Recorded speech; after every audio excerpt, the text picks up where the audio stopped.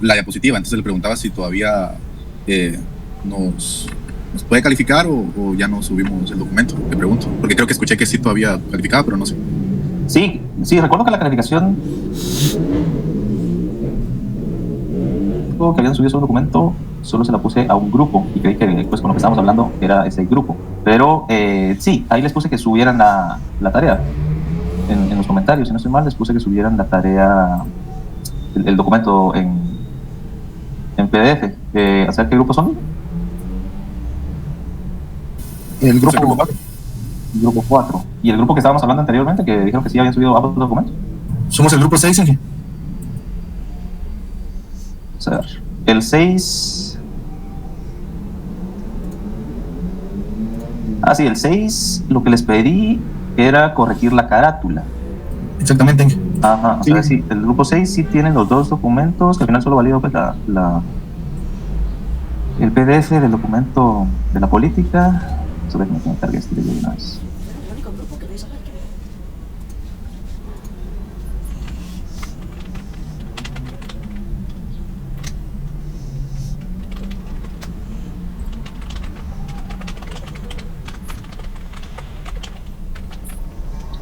Un segundo que no puede esto.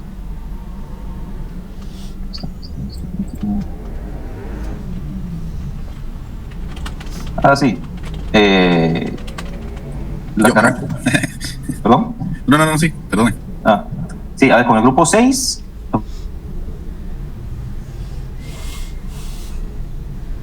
Dice Cardón. Entonces, por eso les puse corrijan la carátula. Entonces, corríjanla, la vuelvan a subir y como están. Disculpe, ingeniero, se le entrecortó. ¿Podría repetir? ¿Me escuchan mejor ahí? Sí. Con el grupo 6, que les pedí que corrijan la carátula es porque mi nombre está mal escrito. Dice Cardón.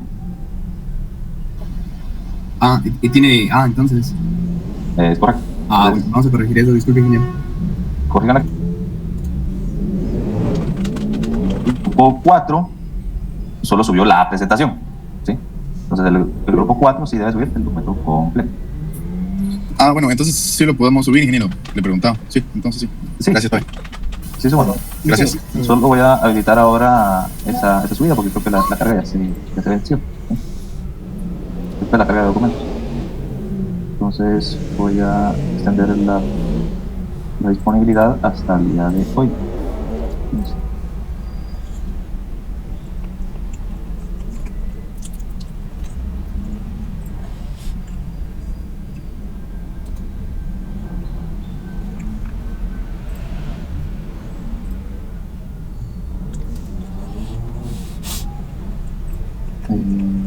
Listo. Va. ¿Estamos? ¿Alguna otra consulta? Inge, disculpe, también nos podría habilitar la 3, es que como utilizamos la misma carátula, se lleva la también. Ah, la 3. Disculpe. Okay.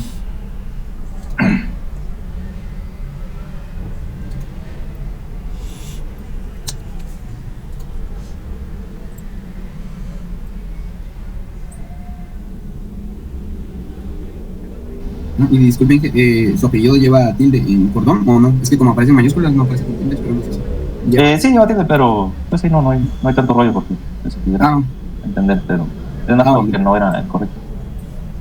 Ah, bueno, gracias, Inge. No, ok, de acuerdo. Vale, entonces estamos, ¿no? Sí, Inge. Va. Entonces, de lo que vimos la semana pasada y con la tarea esta, que tenían esa tarea 3 de desarrollar una política específica, a lo que vamos con esto, y creo que ya el tema está claro, ¿no? Es que toda organización ideal, ¿verdad? O sea, no es mandatorio, al final es decisión de cada organización, no tenemos ninguna regulación que nos fuerce a tenerlo, pero sería ideal en estos tiempos de que toda organización tenga una política de seguridad de la información. Sin embargo, hemos visto que no es así. Muchas organizaciones, en su mayoría las pequeñas, medianas empresas, no digamos las micro o las pyme, no lo tienen, ¿sí? Por eso pues, tenemos de alguna manera mercado o chance nosotros que estamos en esta industria para poder comercializar o tener pues, ese chance de ofrecer esos servicios, ¿sí? Entonces, las organizaciones que inician de alguna manera proteger su información deben empezar por esa política general o política de seguridad de la información de la organización. Entonces eso ya lo hemos hablado. Y esta política es una sombría para el resto de políticas, ¿sí? Políticas que pueden ser muy específicas por cada una de las áreas, así como hicieron esta tarea, que política para el uso de contraseñas, política para accesos, política para protección de datos, política para uso de servicios de la nube, política para uso de software, política para hardware, ¿sí? Ahí se derivan pues, una serie de políticas, ¿verdad? Pero lo importante es que sepamos que esa política general está de la mano con el equipo de dirección o de gerencia o alta gerencia, dependiendo de la estructura de la organización, pero viene desde más arriba, ¿sí? Desde los jefes, como decir de otra manera. Viene desde ahí. ¿Y eso qué quiere decir? De que toda la organización, a ese nivel de dirección, se tiene esa apertura de proteger la información. Y por ende, todos los que están abajo, todos los colaboradores, no acatarla, sino que tomarla como un recurso más dentro de la organización y cumplirla, ¿verdad? Entonces sirve de sombría para N cantidad de políticas más. Con eso se logra ir protegiendo la infraestructura de la organización y los datos que esta infraestructura mueve, almacena o transmite o genera, ¿verdad? Y cada una de las políticas, también como lo hicieron en esta última tarea, se debe generar. ¿Y por qué todo este tema de la documentación? Porque una empresa siempre va a tener rotación del personal. Siempre.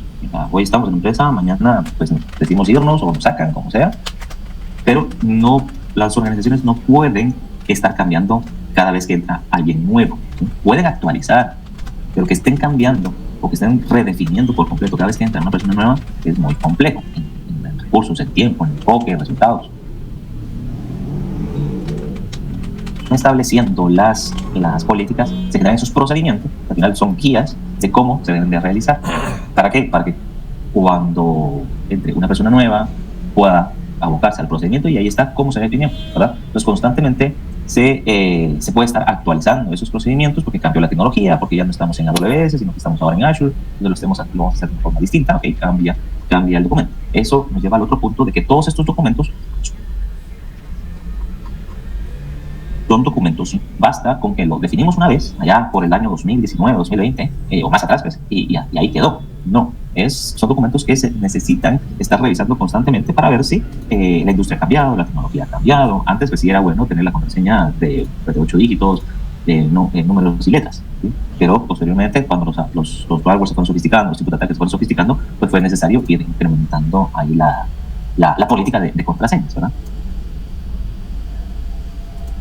El doble factor de autenticación también se puede actualizar, ¿sí? Pero lo que vamos con esto es de que tanto la política general, las políticas específicas, los procedimientos son documentos que deben de ser actualizados constantemente y nos sirven para poder tener una estructura de cómo la organización ve la seguridad de la información dentro de la empresa, ¿sí? ¿Para qué? Para que todos los usuarios, ya sean nuevos o existentes o nuevos en el rol, puedan comprender la política y empezar a seguir con las políticas viene el tema de sanciones, ¿verdad? Donde, por ejemplo, si hay fuga de información, pues se clasifica ahí qué tipo de información, qué tipo de información se tiene y sobre cuál fue el incidente, si fue por información pública, información privada, información confidencial, y sobre eso pues hay de alguna manera algún tipo de consecuencia, ¿verdad? Entonces, vamos a tener la presentación de hoy y vamos a hacer otra tarea.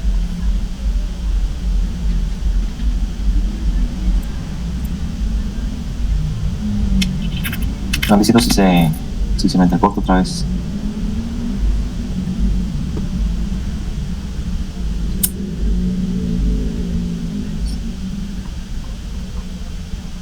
Entonces vamos a ver la seguridad de datos, el modelo PDCA de 2001 de SCCI, la clasificación de la información, control de acceso y la actividad sobre la clasificación de la información, ¿verdad?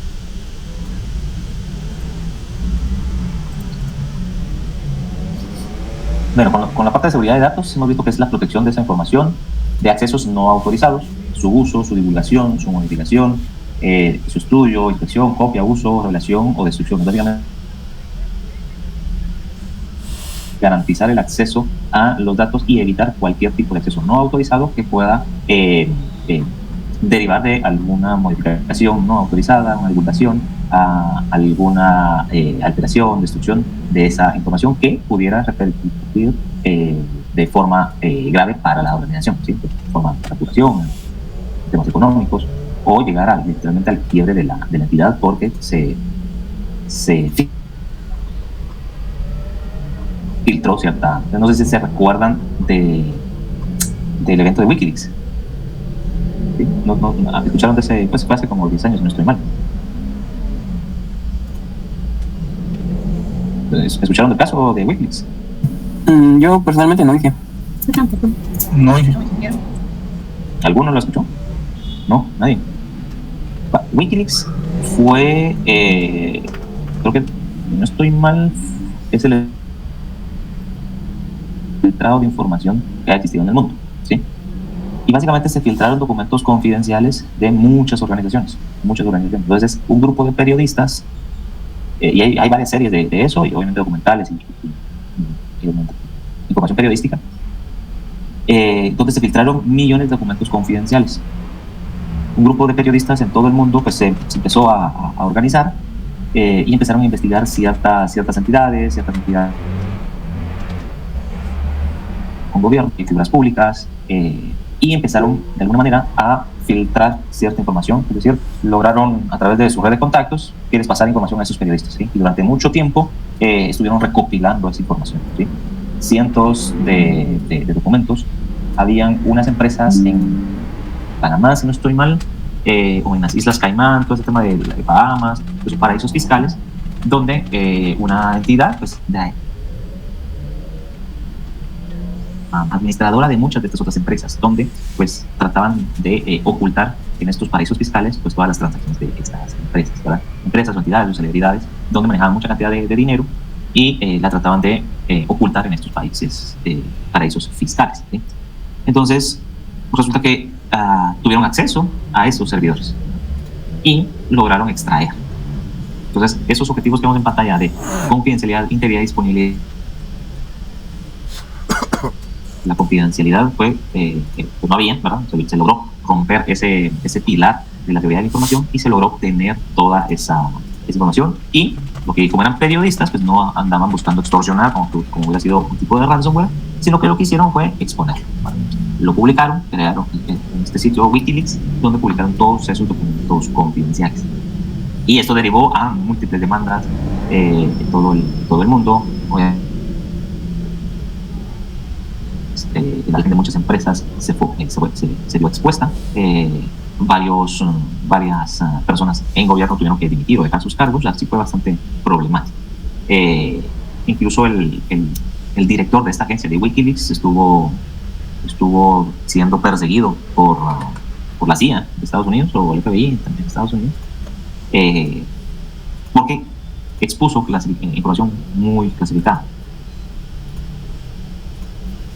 electrónicos entre legisladores, entre presidentes o expresidentes. O sea, estuvo filtrada bastante información. Entonces llevó a temas penales, incluso lo que pasó como no sé cuántos años, esta persona no detenido, sino que le dieron asilo diplomático en una embajada de Ecuador, si no estoy mal, en el Reino Unido.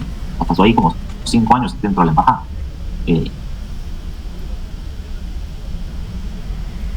Y creo que ahorita lo acaban de declarar culpable y lo sentenciaron, ¿verdad? Entonces, lo que voy con esto es que lo persiguieron, específicamente Estados Unidos, lo persiguió por filtrar información, ¿sí?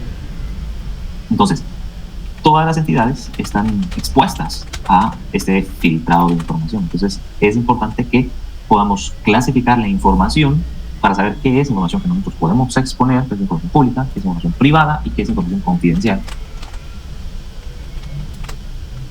Por cada una información deben tener una protección distinta, ¿verdad? Porque su grado de importancia va aumentando. Adelante. Gracias, ingeniero. Ahí me entra la duda porque, digamos, ¿cómo es que funciona el tema de la seguridad de los datos?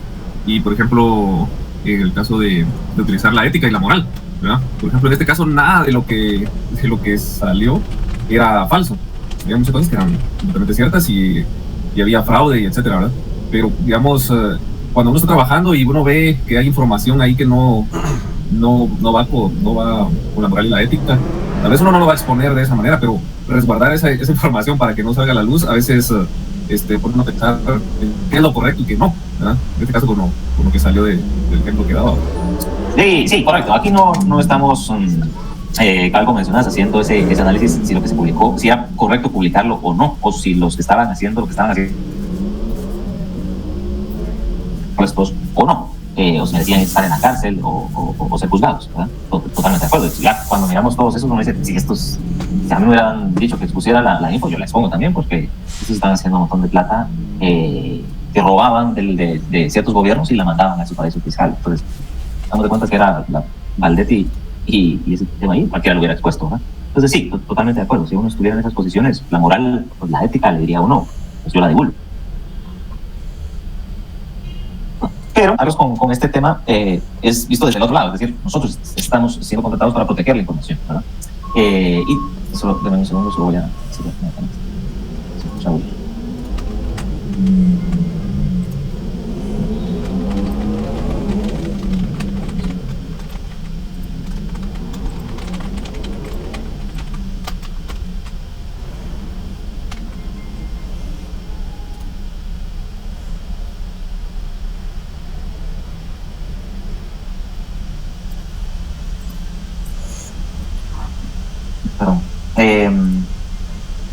Sí, les decía de que si lo vemos desde la parte moral o ética, sí, deberíamos de exponer todos esos casos, ¿verdad?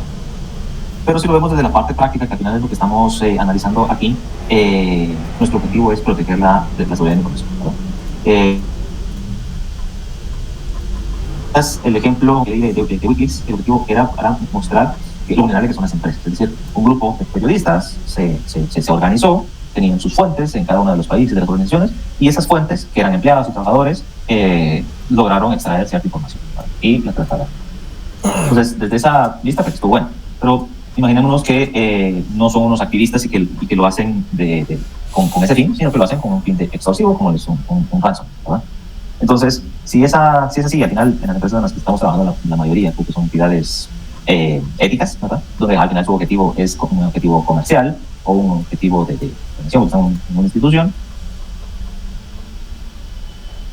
pues proveer un servicio, ¿verdad? Entonces, si se ve afectada, pues vamos a dejar de proveer ese servicio. Entonces, lo que buscamos es, son todos esos mecanismos para evitar que esa información sea divulgada a personas que no deberían de tener acceso a esa información, ¿verdad?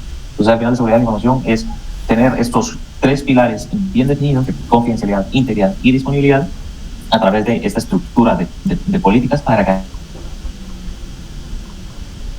estos pilares se puedan cumplir. Bueno, ¿qué decía estas preguntas de qué es la seguridad de los datos? Pues, lo hemos hablado ampliamente. La importancia en el mundo digital actual, los ejemplos que les poníamos también sobre la información que en los diferentes estados de los datos, cuando están siendo almacenados, cuando están siendo procesados y cuando están siendo transmitidos o están en tránsito. Que lo que hace vulnerable la información o vulnerabilidades que vamos a tener sobre la información, pues lo que hemos hablado son esas fugas de información como el ejemplo, esas alteraciones como otros ejemplos que hemos visto, que pudieran nuevamente afectar la reputación, los ingresos, la imagen de la organización o llevarla al quiebre de esta, ¿verdad? También hemos visto que nos hemos que todo el tema de seguridad de la información tenemos una guía que es el SGCI, que es basado en ISO 27001, ¿verdad? Que es este estándar internacional donde establece estos requisitos para poder implementar y ir mejorando continuamente la seguridad de la información dentro de la organización. La norma nos lo establece con todos esos requerimientos o requisitos que debemos de cumplir para poder decir que estamos cumpliendo con la normativa, ¿verdad? Y esto pues genera beneficios para las organizaciones para poder ordenados, y en algunos casos hoy las organizaciones internacionales buscan asociarse con otras entidades que sigan una normativa, ¿verdad? ¿Por qué? Porque si vamos a ser socios comerciales, donde yo, por ejemplo, hablando de la Coca-Cola otra vez, yo voy a ser tu distribuidor, ¿sí? Yo voy a ser tu fabricante, que tome la fórmula,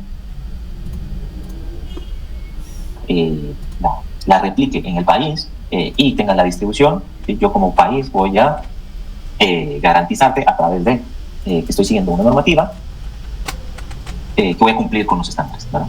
Con los estándares de protección de información, igual con otro estándar, por ejemplo, que puede ser la de calidad, ¿verdad? De calidad ya en producción con respecto al producto, ¿verdad? Entonces, también de los servicios que prestan las organizaciones, tener una normativa o seguir una normativa nos apoyan para entablar esas relaciones comerciales, ¿verdad? Que al final es lo que busca toda empresa. El modelo de PDCA, que significa planificar, la D de doing, ¿sí? O hacer, la C es de check o verificar, y la A es de acting o actuar, ¿verdad? ¿Qué es lo que significa eso? Es de que se necesita primero hacer una planificación, y parte de eso es lo que hemos estado haciendo con las políticas, ¿verdad?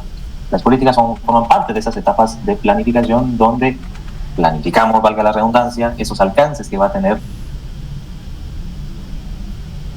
dentro de la empresa. Cómo vemos nosotros esa política de control de acceso, política de dispositivos, de contraseñas y todas las políticas que hemos estado viendo, ¿verdad? También sobre esta etapa establecemos cuál va a ser el alcance de ese SGCI en base nuevamente a los requerimientos que se tienen dentro de la normativa 27001, ¿verdad? Por ejemplo, de los requisitos, déjenme se quitó con la normativa para mostrarse. Tenemos específicamente los requisitos que hay.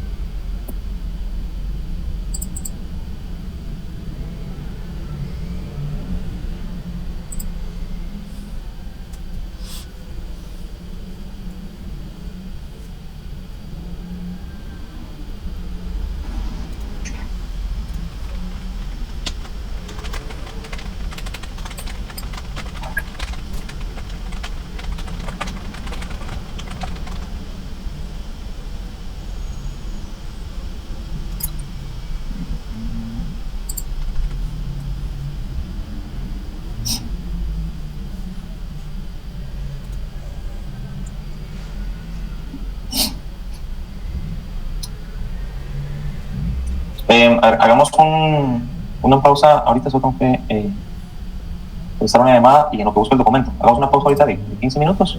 Regresemos a las 1:15 y ya les muestro el documento que quiero. Está bien. Gracias, Inge.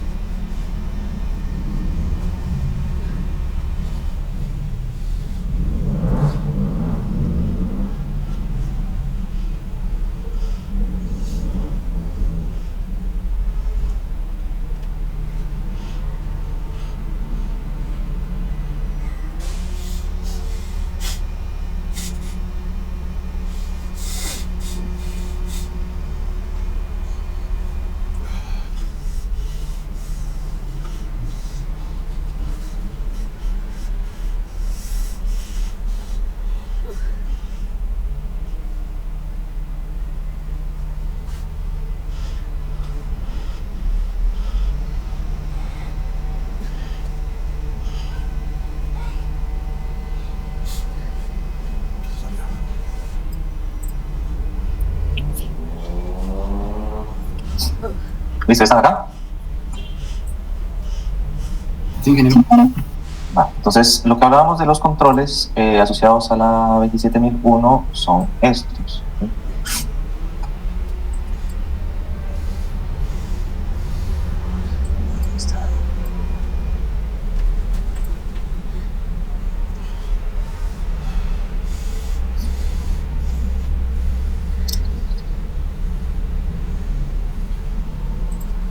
Estos. Entonces, al final son 14 dominios que son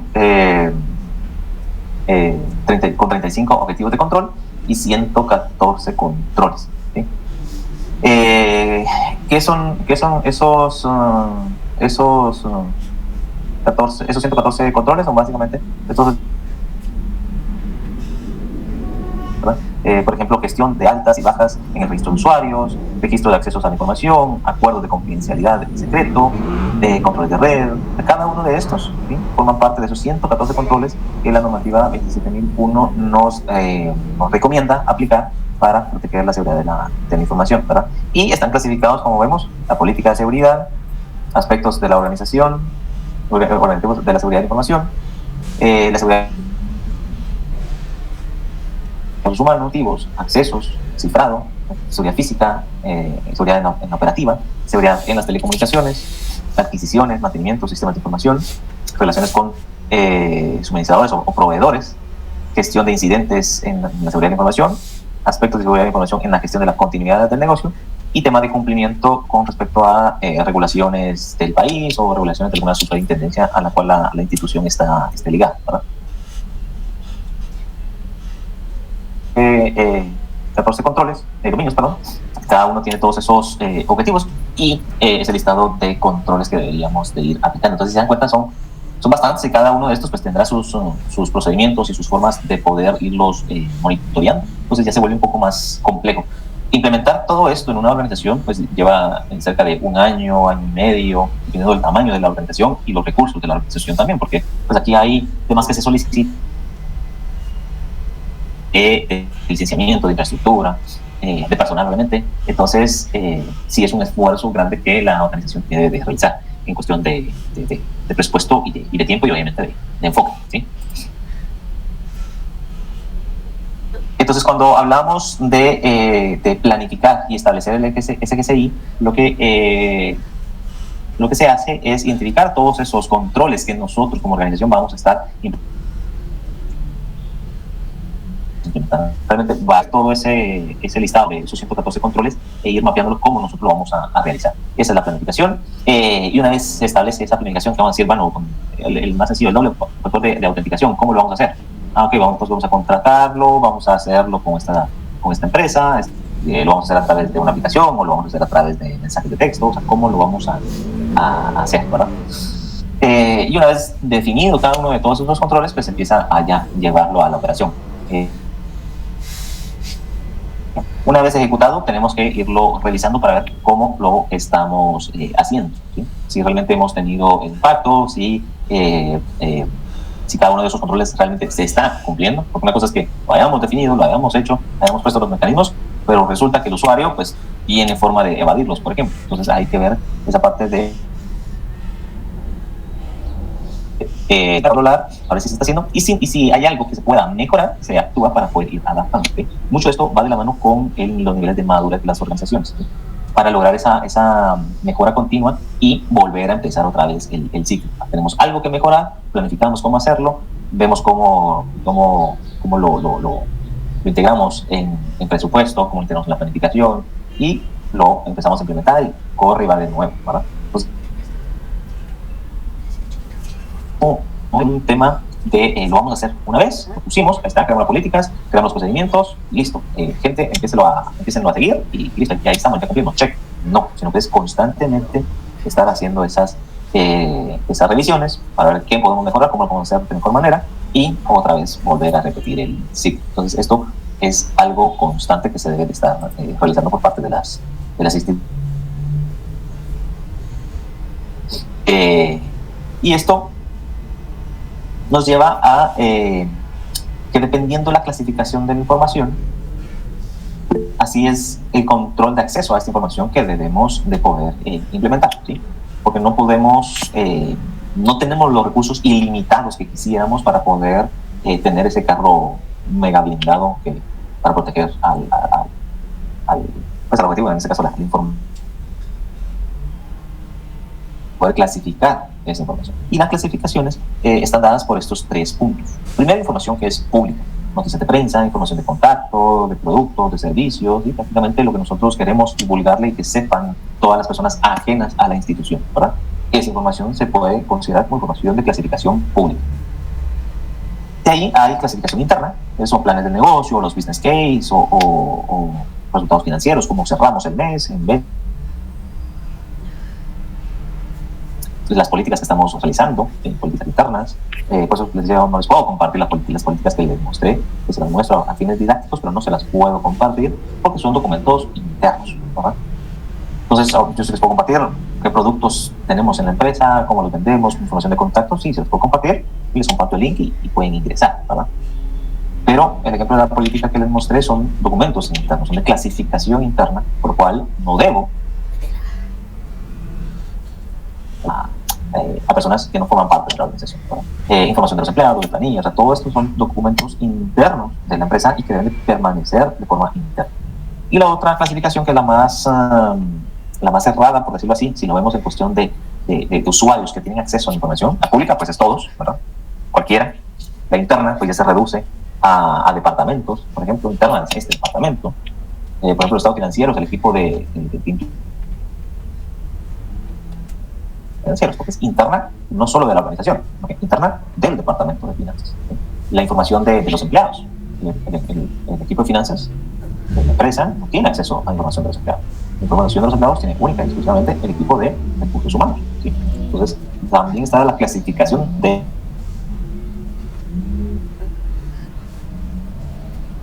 y por último, como les mencionaba, la información confidencial o clasificada es información muy, muy importante para la organización. Por ejemplo, información de patentes, secretos comerciales, datos muy sensibles de la organización. Por ejemplo, el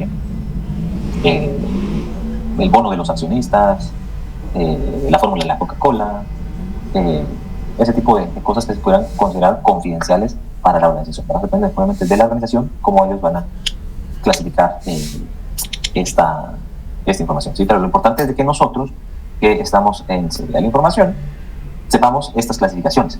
¿Por qué? Porque los mecanismos que nosotros diseñemos para implementar y proteger estas diferentes clasificaciones vayan acorde a el tipo de clasificación, ¿sí?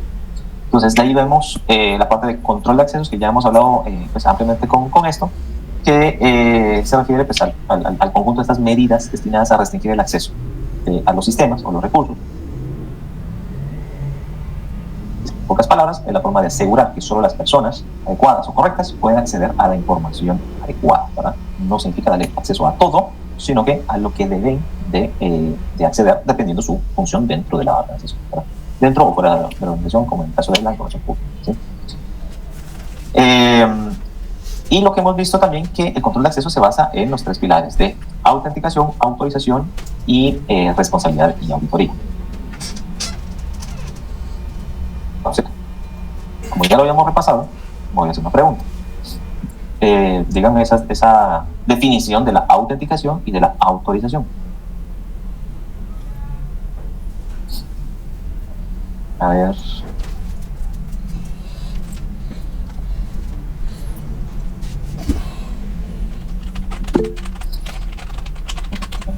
Adelante.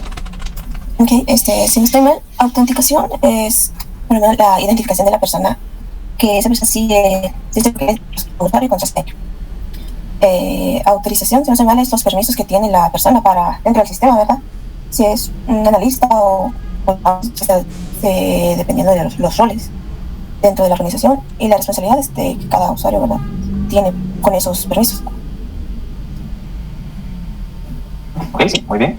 Sí, efectivamente, la autenticación es ese proceso de verificar la identidad del usuario, ¿verdad? Es decir, se presenta ante el sistema con una identificación, ¿sí? Entonces se logra a través de un nombre del usuario, una dirección de correo o algún otro identificador único, ¿verdad? Es decir, mostramos o presentamos nuestra identificación del usuario, ¿verdad? La autorización Identificación es un usuario y una contraseña por lo regular. Ahora, la autorización es que una vez que se ha identificado, se debe de verificar la identidad de ese usuario. Esto se realiza mediante las credenciales y como contraseñas y demás. Entonces, se le da esa autorización para poder ingresar al sistema, ¿verdad? Y ya por último, como mencionaba la compañera,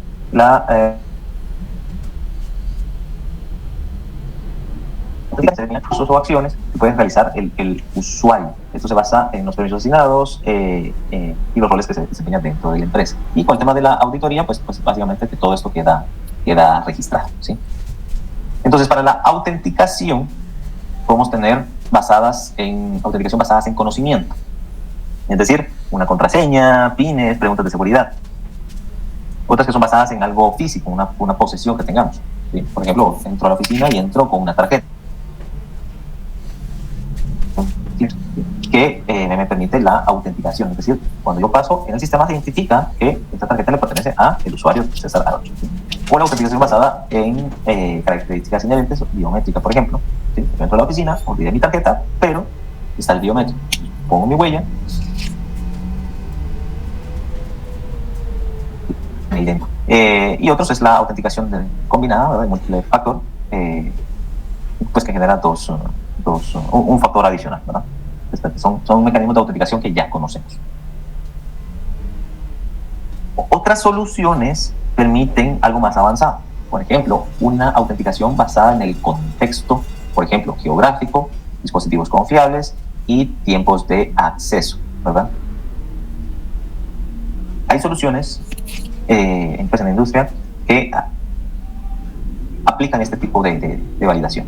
Yo creo que les había hablado de escenarios también, donde si un usuario usualmente se conecta en Guatemala para acceder a la red de la organización, ¿sí? A través de la VPN, y un día se tiene una conexión desde China, entonces valida esta ubicación geográfica. ¿Cómo la valida? Pues a través de la dirección IP. Recordemos que las direcciones IP están asignadas geográficamente, ¿verdad? Entonces, cuando yo estoy saliendo a través de una IP de China, identifica que yo estoy en China. Entonces, cuando se hace eso, significa que el usuario, las últimas conexiones las ha tenido en Guatemala. Y tiempo después, una en China. Entonces, no se sale del contexto de la ubicación del usuario, ¿sí? Entonces ahí, esa autenticación probablemente pueda ser rechazada por la aplicación, ¿sí? Los dispositivos confiables, pues todos estos ya lo hemos visto, ¿no? Hacemos inicio en Google otra vez, en un nuevo celular o en el celular de alguien más, y nos va a llegar una notificación, ¿sí? ¿Por qué? Porque está identificado. Y tiempo de acceso, ¿verdad? Por lo tanto, autenticación sin contraseña, enlaces de acceso o magic links que envían correos que permiten el acceso con un solo clic. Es decir, no necesitamos contraseña, es únicamente con el usuario tiene registrado su correo, ese correo pues se utiliza para enviar un link de acceso, a través de ese link de acceso se puede acceder, o también un one-time password, también sucede con este tipo de mecanismos de autenticación, ¿verdad? O notificaciones push que requieren que el usuario confirme el inicio de sesión. Y de ahí otros protocolos y estándares de autenticación como OAuth, que es utilizado para permitir el acceso a recursos sin compartir contraseñas. Por ejemplo, cuando iniciamos sesión con Google. O SAM, Security Assertion Make Language, en entornos empresariales para el Single Sign-On o SSO, que es básicamente autenticarnos con nuestra credencial de nuestro dominio para cualquier otra herramienta que tenga la empresa, indistintamente que la haya desarrollado la empresa o no, pues lo integramos con el Single Sign-On y pues nos autenticamos con ese. Inge, ¿una pregunta? ¿Sí? Cuando es autenticación por token, también va en esta de protocolos y estándares de autenticación, me imagino, ¿no? Sí, era lo que hablamos en el slide anterior, que es por tokens, o estos de one-time password, ¿verdad? Que al final son tokens, son códigos, que basan en esa posesión, porque nos cae un dispositivo para generar tokens, ¿no? Pues un dispositivo puede ser una aplicación también que genera tokens, ¿no? Pero son autenticaciones basadas en posesión, que se clasifican aquí. Entonces, o en otra que está es OpenID Connect, que es una extensién de OAuth para autenticación e identidad. Entonces, por ejemplo, tenemos una aplicación nueva que estamos desarrollando en la empresa. Es un desarrollo de una empresa tercera, digamos SAP o Salesforce o cualquier otra aplicación, un CRM externo, ¿sí? No es un desarrollo in-house. Y para evitar tener bases de datos de usuarios regadas en cada una de las aplicaciones, lo que se busca es un sign-on, un SSO, para que yo me pueda loguear a SAP con mi usuario de dominio, me pueda loguear a Salesforce con mi usuario de dominio, me pueda loguear al otro CRM con ese usuario de dominio. Entonces yo solo manejo mi usuario de dominio. ¿Eso qué significa? Que solo tenemos una única base centralizada de usuarios. Entonces cuando el usuario se va de la compañía, dentro de la política de recursos humanos, ¿verdad?, establece que si el usuario se va de la compañía, debemos eliminar el Active Directory y por lo tanto el acceso a SAP, al correo, a Salesforce, al CRM y a todas estas herramientas de la empresa se va a eliminar, ¿verdad? ¿Qué pasa con algunas organizaciones? Contratan un CRM o desarrollan un CRM y generan la base de usuarios ahí, en el CRM. Entonces yo entro a mi máquina con cesararoche@tigo.com y entro con arochecesar@tigo.com y la contraseña es distinta a la de dominio. Es decir, son dos bases de datos distintas. ¿Pero qué pasa? Cuando yo me voy de la organización, pues me van a borrar mi usuario de la empresa. Pero probablemente es distinto al usuario que se creó en la base de datos del CRM o del SAP. Entonces es probable que yo, aunque ya no pertenezco a la empresa, todavía tenga acceso, porque no fue eliminado, al SAP. Entonces con eso pudiera haber fuga de información y con eso la información interna puede ser expuesta. ¿Por qué? Porque yo no pertenezco a la organización, pero tengo acceso. ¿Sí?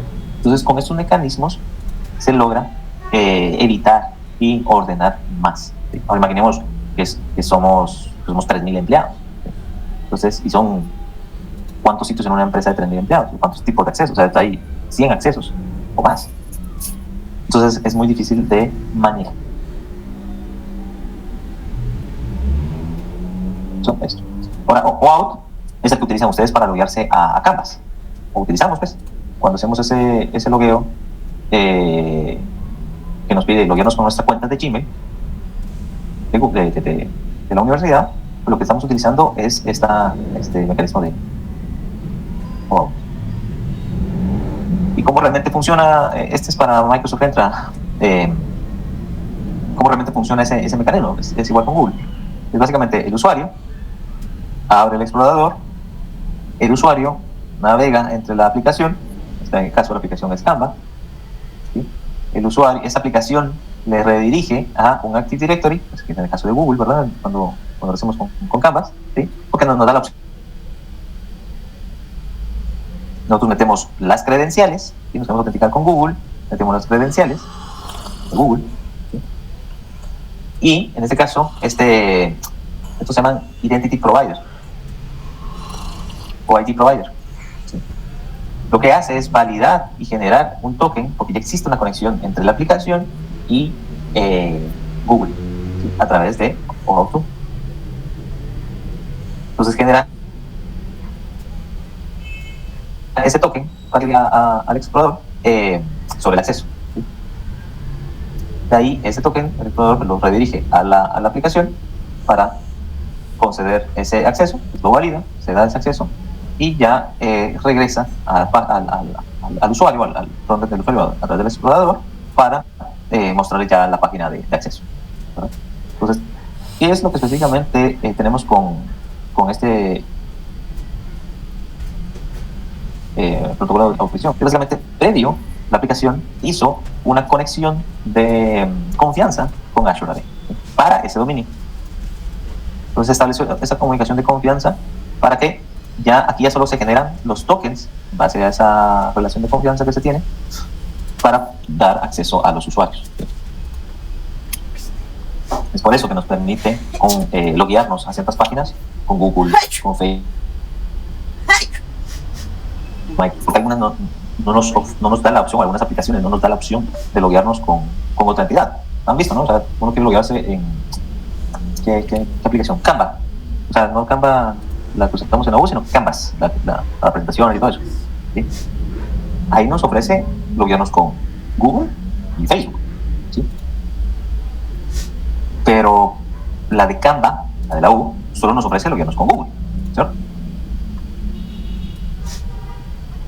Ofrece. ¿Por qué? Porque Canvas, la de la U, hizo este vínculo única y exclusivamente con Google.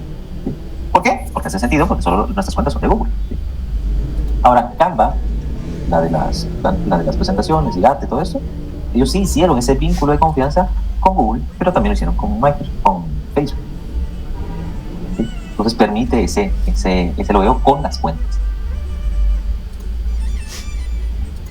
No tengo dos contraseñas, solo tengo una contraseña y con esa contraseña accedo a diferentes plataformas. ¿Sí? Entonces es lo que se busca con un single sign-on, solo que el single sign-on es más para información dentro de la empresa. ¿Sí? La misma contraseña, yo accedo a los diferentes recursos de la empresa. Un mismo usuario, una misma contraseña, yo accedo a diferentes usos dentro de la compañía. ¿Sí?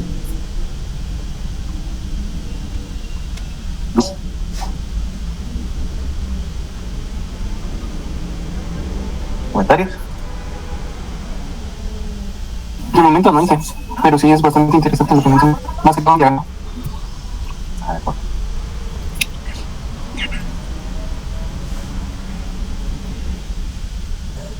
Autorización. Entonces, la autorización, proceso de determinar qué acciones específicas un usuario autenticado puede realizar dentro del sistema, ¿verdad? Una vez se verifica. Entonces, la autorización, hay varios mecanismos o modelos que pudiéramos utilizar. ¿Sí?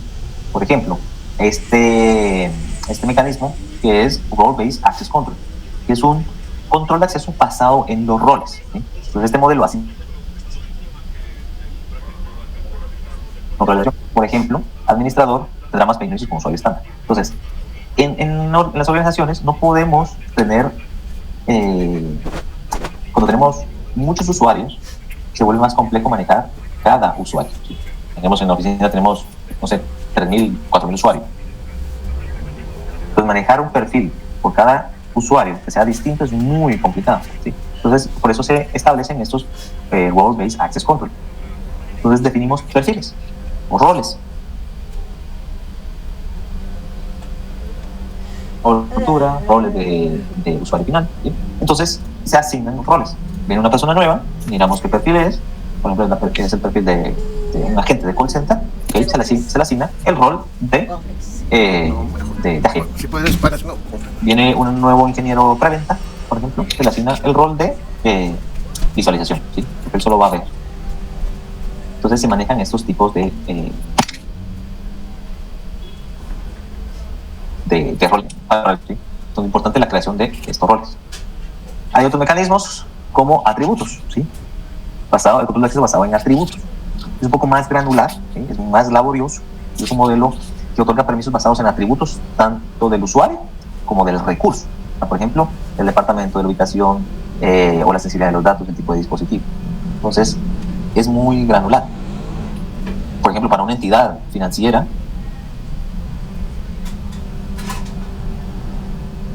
más acorde que un rol basado en roles, que un acceso, basado en roles. ¿Por qué? Porque nos da mayor granularidad, pero eso implica que es más laborioso, lo que nos lleva a que tenemos que tener más personal. Pero si estamos hablando de una entidad financiera donde pues, los recursos son los activos que se manejan son muy valiosos porque al final es plata, pues lo iría ameritando, ¿sí? Entonces aquí sí, a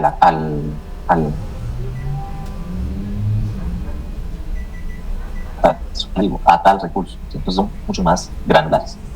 Y para todo esto pues está el concepto del principio del mínimo privilegio. Se establece que un usuario solo debe de otorgarse los accesos estrictamente necesarios para realizar sus tareas. Nada más, ¿sí? Entonces no se pueden heredar esos accesos al puesto.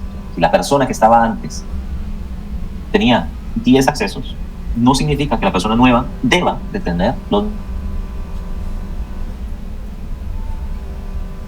va a tener el mínimo acceso, es decir, va a empezar con su correo, nada más acceso a internet.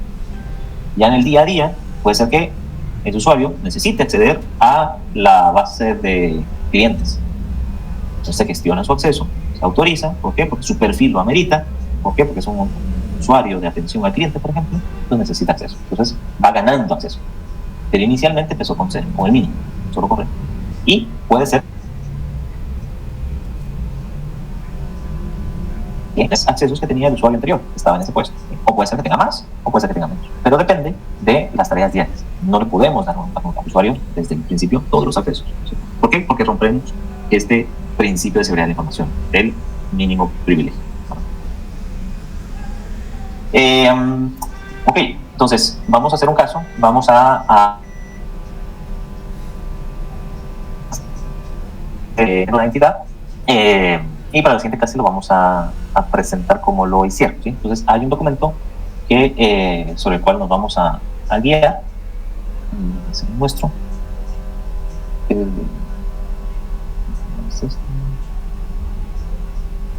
Sí, entonces este es el documento. Esta es la situación que se plantea. Situación 1, estos son los documentos y aquí son las preguntas que debe de resolver, ¿verdad? ¿Cómo clasifican cada documento? Si es público, si es interno, si es confidencial, el por qué, o sea, el razonamiento en cada uno de los ítems, teniendo esta estructura, ¿verdad? El ítem, cuál es el objetivo de ese ítem, la descripción que ustedes le están dando de clasificación, el desarrollo de la respuesta, por qué ustedes consideran que ese fue clasificado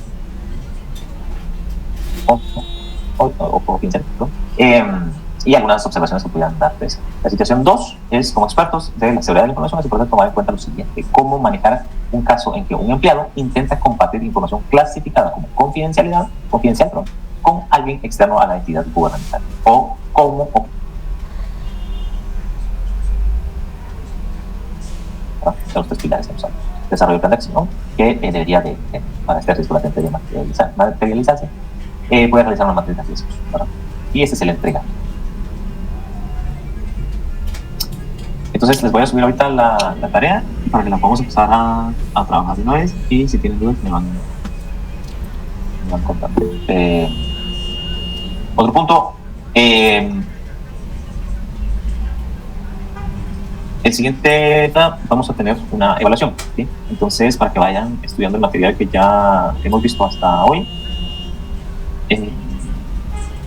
porque sobre eso va a venir el contenido. Al final serían 10-15 preguntas de respuesta múltiple.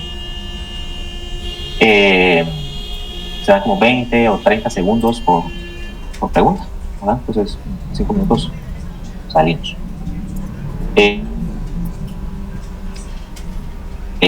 Otro punto es que para el examen tiene hora de inicio y hora fin. Entonces, vamos a empezar después de la asistencia. Vamos a las 20 que terminó la asistencia hoy.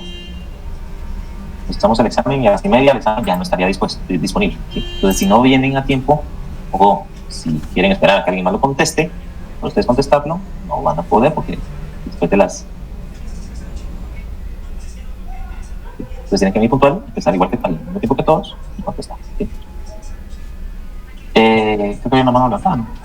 Sí, que una pregunta, solo con respecto al material en módulos. Creo que todavía no se han subido todas las presentaciones. Listo, yo voy a dejar subidas entonces. Hoy creo que hacía falta la semana pasada y esta, ¿no? Sí, justo.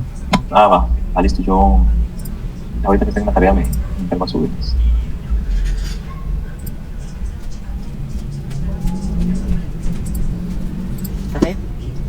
Yo aquí tengo, pero se me acabó. Gracias.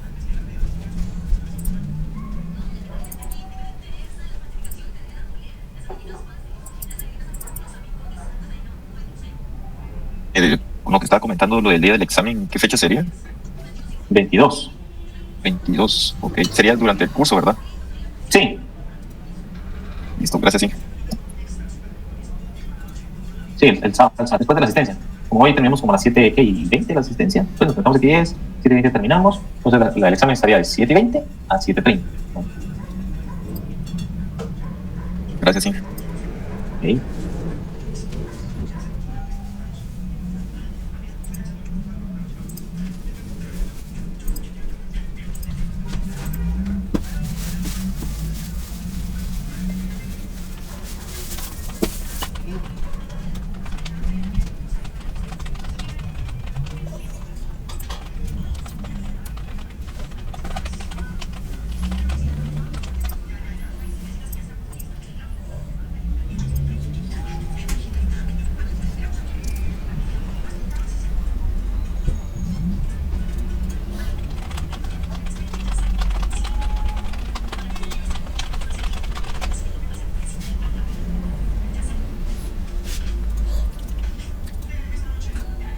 Ya le subí la tarea. Ahorita voy a subir el resto de las presentaciones.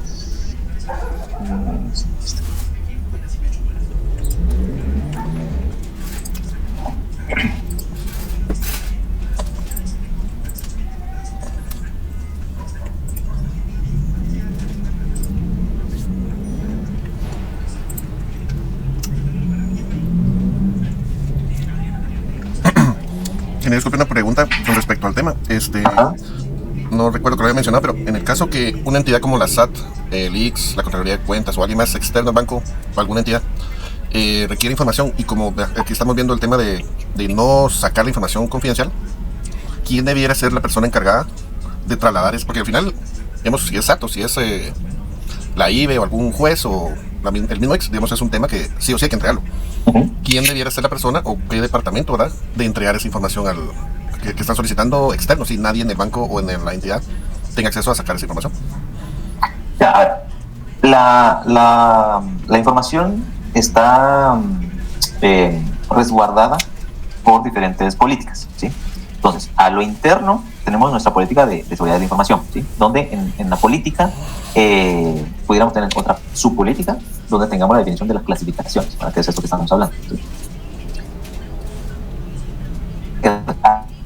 Pero esa empresa, ese banco, está sujeto a una entidad regulatoria, que es la Superintendencia de Bancos, ¿sí? Donde, como está sujeta, o sea, está subyugada, depende de, se debe de alinear a lo que la Superintendencia de Bancos haya definido, ¿verdad? Entonces, la Superintendencia de Bancos puede haber definido, yo personalmente no la conozco, pero desconocemos la estructura, de que la información de los usuarios debe ser almacenada de esta manera o en este lugar. Lo que sí sé, por ejemplo, en el tema de bancos, que los bancos no pueden guardar información de los usuarios fuera de Guatemala, ¿sí? Por ejemplo. Entonces, la Superintendencia de Bancos demanda esa forma de resguardo. Ese es un ejemplo. Siguiendo con lo que consultas, la Superintendencia de Bancos pudiera demandar también que la información que puede ser objeto a escrutinio, por ejemplo, puede ser el récord crediticio, ¿sí? Entonces, a hoy, esa información pública es el récord crediticio de las personas, ¿sí? ¿Por qué? Porque las diferentes entidades que se traslada a través de la Superintendencia de Bancos entre los bancos, ¿sí? Entonces ahí es información que regula la Superintendencia de Bancos. Entonces la Superintendencia le puede solicitar a los bancos que se compartan esa información, ¿sí? ¿Por qué? Para tener un país más sano con respecto a la información de los deudores. Entonces se comparten ese récord crediticio, ¿sí? De alguna manera está, entre comillas, regulado, creería yo, por la Superintendencia. Ahora, la Superintendencia pudiera decir o pudiera no definir o no estar definido que deban de publicar información de los cuentavientes, ¿sí? O de las transacciones de los cuentavientes, ¿sí? No, puede ser que no lo tenga definido o que sí tenga definido que no se deba hacer. Ok, entonces eso se clasifica como información interna de la empresa o confidencial. Pero la Superintendencia de Bancos también está ligada a las leyes de Guatemala, ¿sí? A un gobierno. La judicial, donde pesa o está encima de la superintendencia, ¿sí? Entonces es una sombría más grande. El mismo concepto de la sombría de la política, ¿sí? Hay una política más general, o más grande, o más amplia, que abarca más. Lo mismo sucede con las leyes, con los jueces. Entonces un juez, basándose en una ley de acceso a la información o alguna ley de investigación por ahí, puede solicitar los registros de las transacciones del usuario tal que está siendo ligado al proceso desfalco de la empresa tal, ¿verdad? Entonces puede, sí, solicitar una información. Pero, otra vez, como estamos hablando de una ley ya de gobierno, amparada por un juez, entonces ahí ya se debe de atacar, porque es una política o una ley sombría, mucho más amplia, ¿verdad? Ahora, lo que les explico son como que los niveles de quienes pudieran pedir información, ¿verdad? O tener acceso a esa información. Entonces, el nivel más básico, entonces, para resumir, de esas sombrías, es la política interna de la empresa. La empresa está asociada a un ente regulador, la superintendencia. Pero la superintendencia está regulada por un ente mayor, que es el gobierno, ¿sí?